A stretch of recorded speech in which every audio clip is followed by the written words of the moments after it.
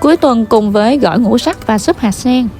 Món súp thì dùng nước dừa cho thanh ngọt tự nhiên, thêm bột nuôi, hạt sen vào đun sôi là xong bước 1. Tiếp theo là qua phần sơ chế, cà rốt cắt hạt lựu, thêm nấm.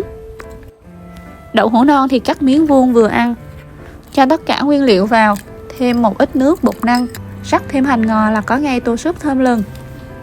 Bây giờ thì chuyển sang món salad, cà rốt bào sợi, bắp cải tím thái mỏng, trộn cả hai vào tô cho nhìn thêm màu sắc rực rỡ. Nước sốt chanh dây, nêm nếm gia vị và trộn cho đều tay. Sườn non chay chiên giòn, rau mùi, đậu phộng rang thơm phức.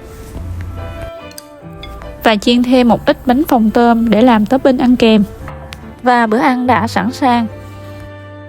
Gỏi giòn, súp thanh, đầy đủ hương vị sắc. Chúc cả nhà có ngày cuối tuần thật ấm áp.